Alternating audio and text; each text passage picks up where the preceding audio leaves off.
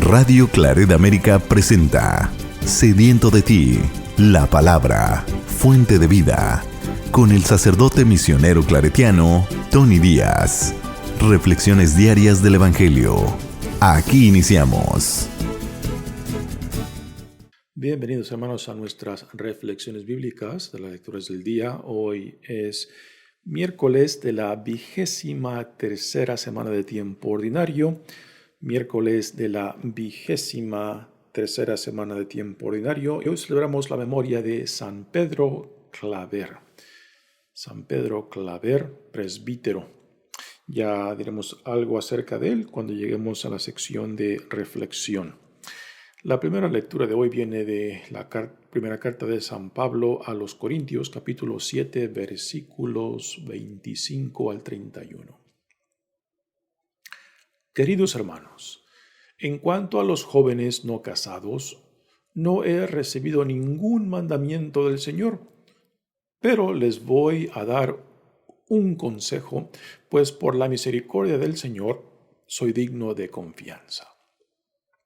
Yo opino que en vista de las dificultades de esta vida, lo que conviene es que cada uno se quede como está. ¿Estás casado? No te separes de tu esposa. ¿Eres soltero? No te cases. Pero si te casas, no haces mal. Y si una joven se casa, tampoco hace mal. Sin embargo, los que se casan sufren en esta vida muchas tribulaciones que yo quisiera evitarles. Hermanos, les quiero decir una cosa. La vida es corta. Por lo tanto, conviene que los casados vivan como si no lo estuvieran. Los que sufren como si no sufrieran. Los que están alegres como si no se alegraran.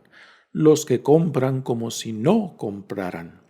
Los que disfrutan del mundo como si no disfrutaran de él, porque este mundo que vemos es pasajero. Palabra de Dios. El salmo responsorial es el Salmo 44 y el responsorio es: el Rey está prendado de tu belleza. El Rey está prendado de tu belleza. Escucha, hija, mira y pon atención. Olvida tu pueblo y la casa paterna. El Rey está prendado a tu belleza. Ríndele homenaje porque Él es tu Señor. Con todos los honores entra la princesa vestida de oro y de brocados, y es conducida hasta el rey. Un cortejo de doncellas la acompaña. Entre alegría y regocijo van entrando en el palacio real. A cambio de tus padres tendrás hijos, que nombrarás príncipes por toda la tierra. El Rey está prendado de tu belleza. El Evangelio de hoy viene de Lucas, capítulo 6, versículos 20 al 26. En aquel tiempo, mirando Jesús a sus discípulos, les dijo: Dichosos ustedes los pobres, porque de ustedes es el reino de Dios. Dichosos ustedes los que ahora tienen hambre, porque serán saciados. Dichosos ustedes los que lloran ahora, porque al fin reirán. Dichosos serán ustedes cuando los hombres los aborrezcan y los expulsen de entre ellos, y cuando los insulten y maldigan por causa del Hijo del Hombre. Alégrense ese día y salten de gozo, porque su recompensa será grande en el cielo. Pues así trataron sus padres a los profetas. Pero ay de ustedes los ricos, porque ya tienen ahora su consuelo. Ay de ustedes los que se hartan ahora, porque después tendrán hambre. Ay de ustedes los que ríen ahora, porque llorarán de pena. Ay de ustedes cuando todo el mundo los alabe, porque de ese modo trataron sus padres a los falsos profetas. Palabra del Señor. Bueno, damos comienzo a nuestra reflexión de las lecturas del día y hoy celebramos la memoria de San Pedro Claver, presbítero. ¿Quién fue Pedro Claver? Nació en el año 1580, de origen catalán en España, y fue jesuita. Fue formado como jesuita en Tarragona, cerca de Barcelona, y por influencia de un hermano religioso jesuita, pues se interesó por irse de misionero al Nuevo Mundo, que en aquel entonces era el continente americano. A principios del siglo XVII, en 1610, Pedro Claver llega a Cartagena, lo que hoy en día es parte de Colombia, y ahí pues tiene la terrible experiencia del tráfico de esclavos africanos, particularmente de Angola y de la parte occidental del África. Y fue una impresión que lo impactó mucho, y a causa de esta experiencia de ver el maltrato de los esclavos africanos que pasaban eran traídos por Cartagena, pues San Pedro Claver dedica la mayor parte de su vida para ser siervo de los esclavos, particularmente los de África, que son traficados por Cartagena, lo que hoy en día es Colombia. Hay estadísticas que dicen que cada año pasaban por lo menos unos 10,000 esclavos africanos por Cartagena, así que hagamos conciencia de eso, ¿no? 10,000 esclavos solamente por Cartagena, ya no digamos otras partes del Caribe y de la parte sur del continente americano, que era controlado en gran parte por Portugal. Así que Pedro Claver dedicó la mayor parte de su servicio a caminar junto con los esclavos africanos. También parte de su ministerio era pues acompañar a otros gentes de aquel entonces, incluyendo a musulmanes y protestantes que vivían también en lo que hoy en día es Colombia. Pedro Claver se distinguió por ser no solamente un misionero jesuita consagrado al servicio de los esclavos africanos, sino también se entregó a la predicación y tenía fama de tener el don de leer los corazones de aquellos que lo buscaban, ¿no? Pues gracias le damos por no solamente el testimonio de este gran hombre, San Pedro Claver, sino también que tuvo no simplemente la concientización de ver la realidad terrible de los esclavos africanos que eran traficados por Cartagena, de la miserable vida, de cómo eran esclavizados y después cómo eran transportados como animales en los galeones que venían del África al continente americano. Los traían como animales. Muchos de ellos morían en el transcurso del África occidental hacia el Nuevo Mundo. Realmente una tragedia terrible.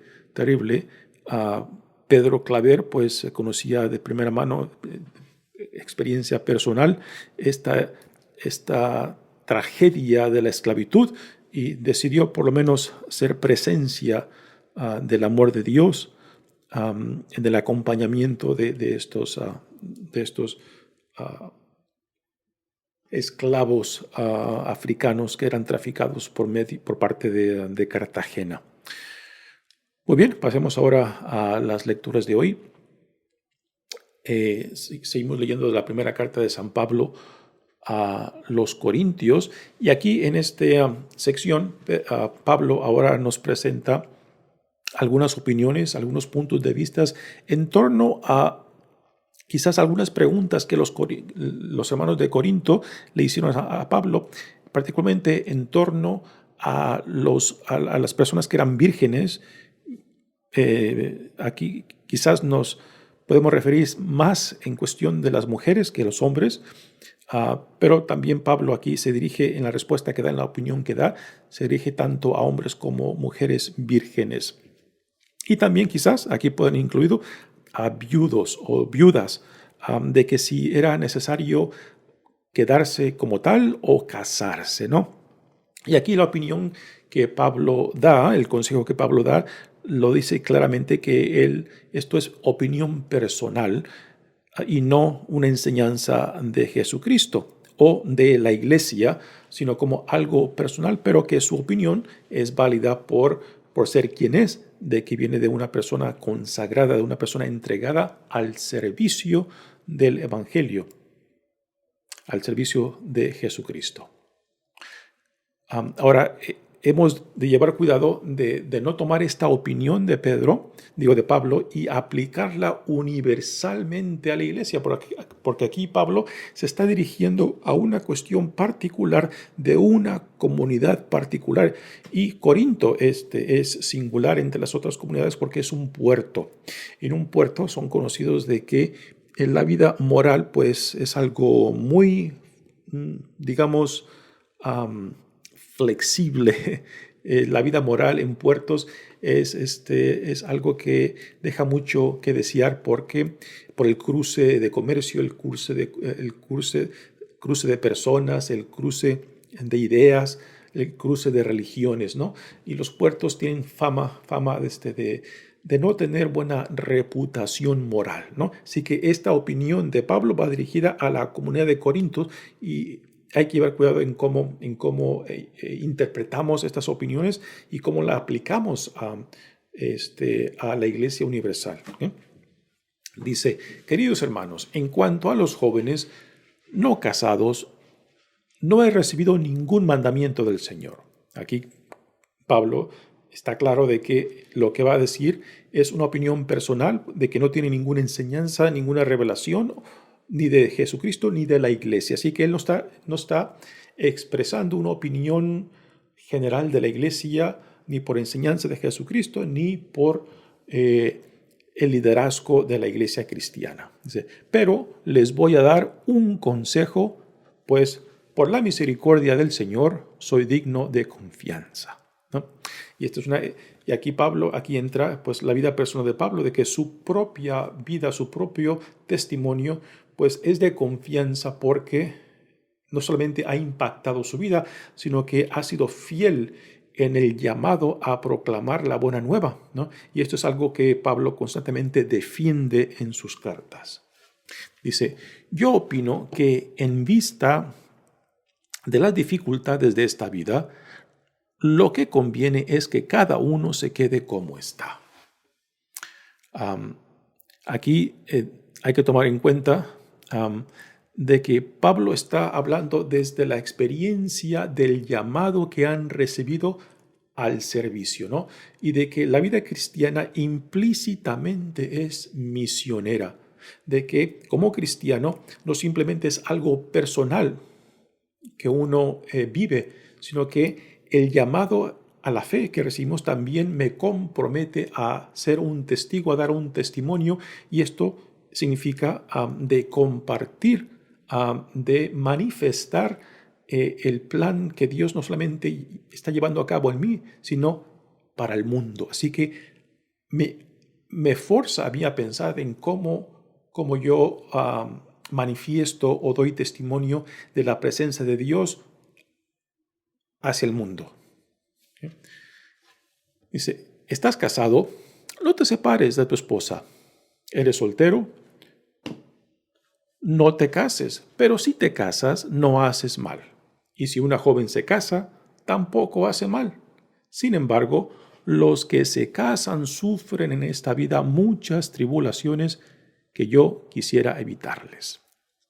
Y quizás aquí estas tribulaciones las aplica, Pablo está pensando más en las mujeres, ¿no? Que al casarse prácticamente se convertían en propiedades, pasaban de ser propiedad de los padres a ser propiedades de los esposos, ¿no? Y esto implicaba de que prácticamente al casarse, pues, tenía más restricciones, más limitaciones. Y una mujer, pues, soltera, consagrada, comprometida, pues tenía más posibilidad de ponerse al servicio del Evangelio, al servicio de Cristo. Y esto es a lo que Pablo se dirige. Y con esto no quiere decir de que Pablo tiene en mente de que el soltero es mejor que el casado o que el soltero es más santo que el casado, ¿no? Pablo no juzga de esta manera. Simplemente su punto de vista, su opinión, va en referencia de la libertad que el soltero tiene en comparación del casado o casada. Porque tanto el trabajo como la familia, como los hijos, pues requieren tiempo, energías y recursos para vivir esa vida.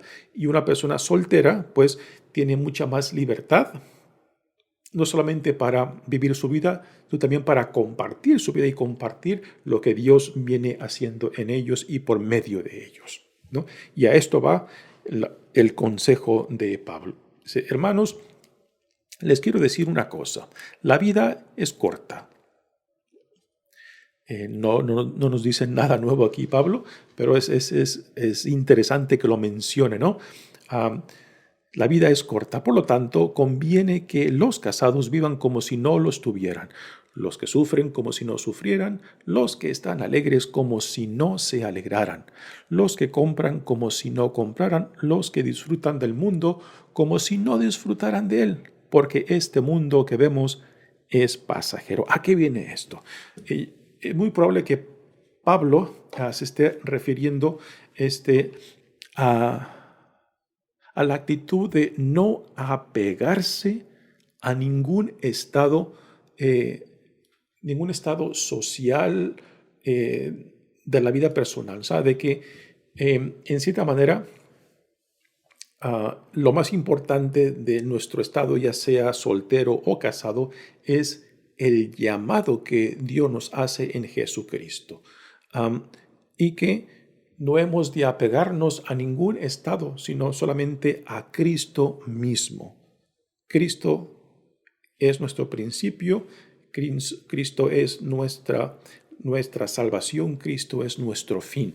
Así que Pablo tiene esto en enfoque. Y también quizás estas palabras de Pablo tienen que ver con el sentido del regreso de Jesucristo, o sea, la segunda venida, de que en cierta manera todavía hay cierta expectativa de que vendrá pronto.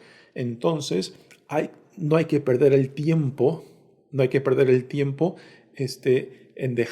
en apegarnos a diferentes estados de vida, sino solamente apegarnos a la nueva vida que Dios nos ha dado en Jesucristo. Y que el esfuerzo, energías que tengamos, pues, que sea dedicado no simplemente a vivir esa nueva vida, sino también a compartirla y a ser testigos e instrumentos de lo que Dios viene haciendo en nosotros y por medio de nosotros, para que también otros lleguen a conocer a Cristo, y al conocerlo, amarlo, y al amarlo, servirlo, lo cual es nuestra vocación por excelencia, servir a Cristo en el servicio del prójimo, ¿no? Muy bien, pasemos ahora a la primera lectura, al Evangelio de hoy, que es el principio del discurso en el llano de Lucas. En Mateo se le llama el discurso de la montaña, porque Mateo nos dice que a imagen de Moisés,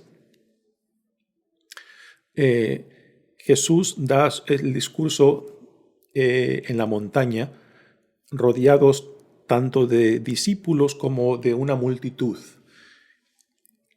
Lucas, sin embargo, tiene a Jesús dando este discurso no en la montaña o no en la colina de una montaña, sino en la llanura, y está rodeado solamente de discípulos. Así que este discurso en Lucas va dirigido más a sus discípulos.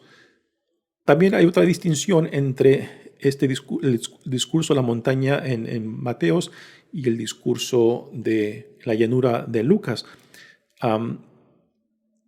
En Mateos, las bienaventuranzas suman 8 o 7, depende de cómo uno cuente, y no hay lamentaciones, no hay ayes, como lo tenemos en el Evangelio de Lucas.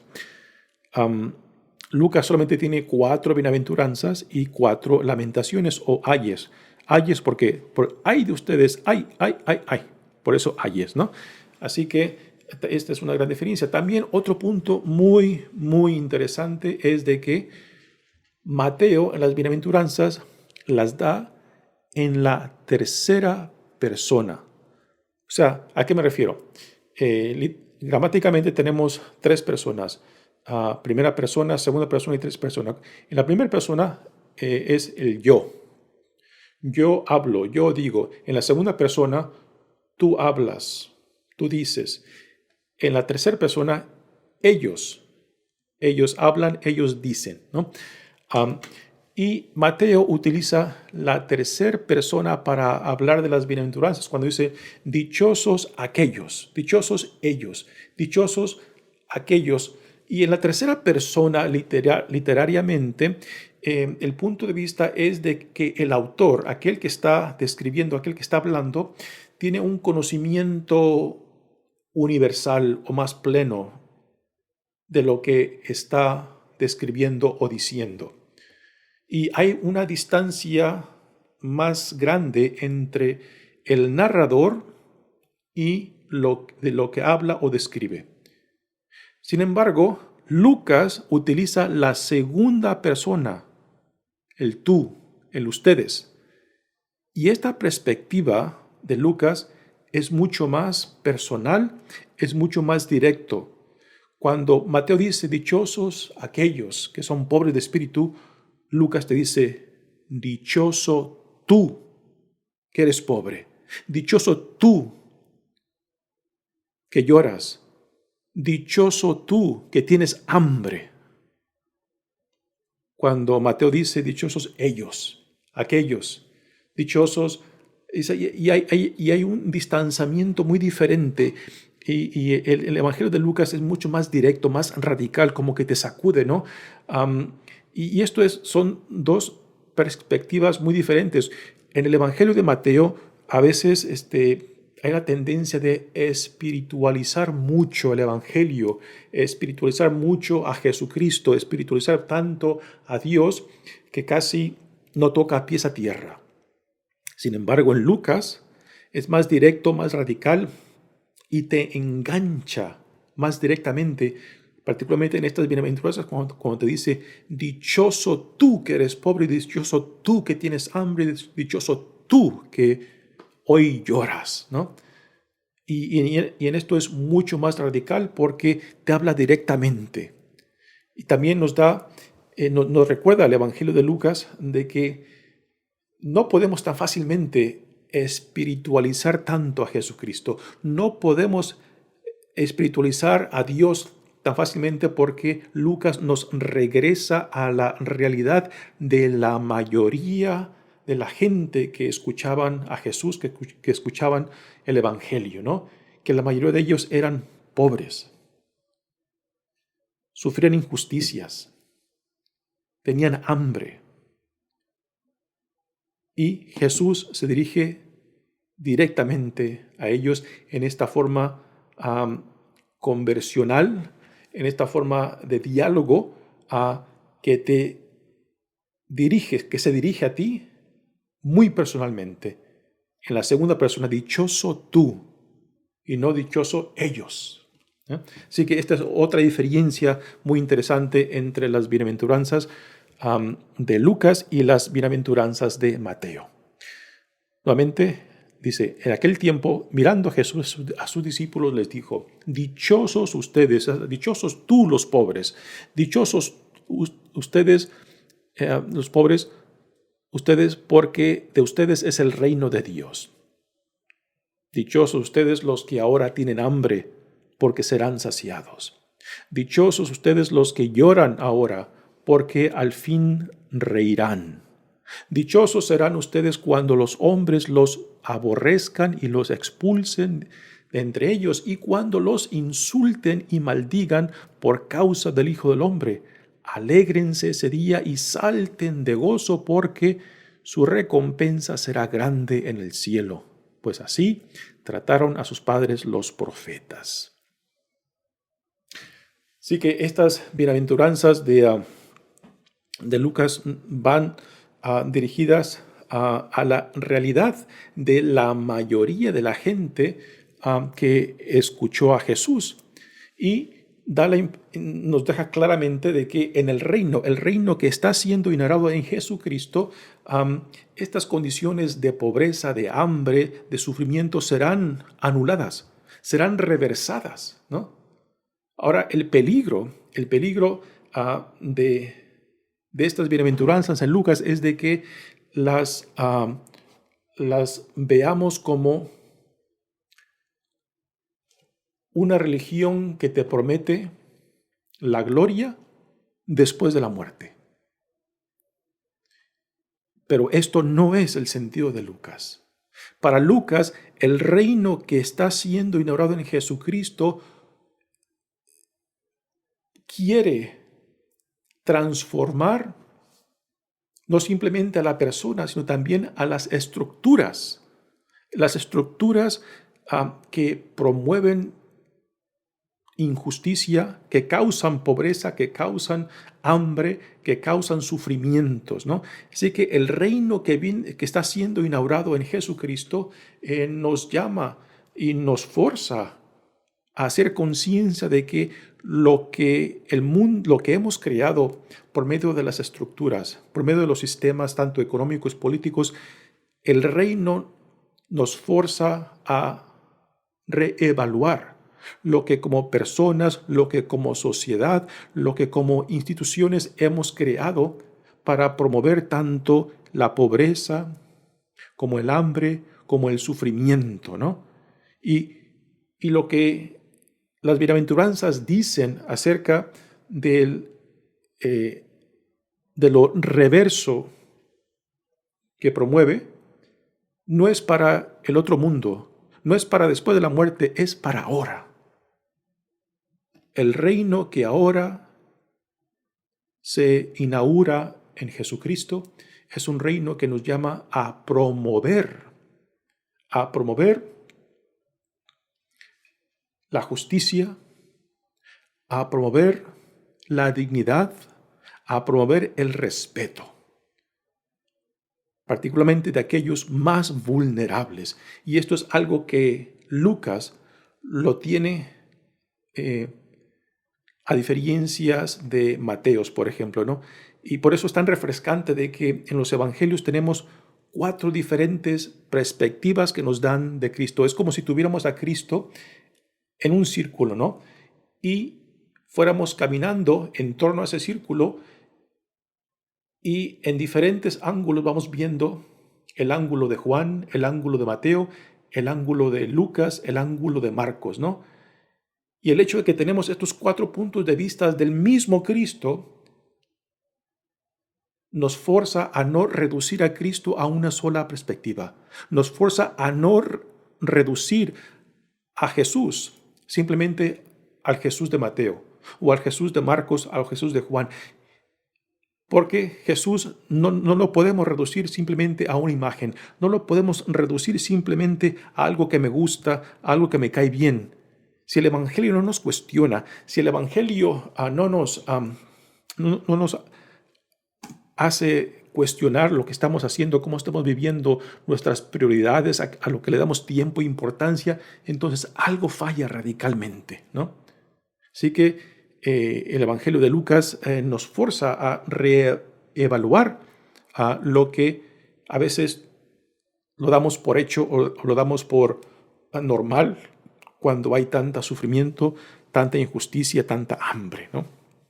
Ahora vienen las lamentaciones, los ayes. Dice, igualmente así como Jesús se refirió a los pobres, a los hambrientos, a los que sufren, pues igualmente ahora se refiere directamente en la segunda persona a los ricos, ¿no?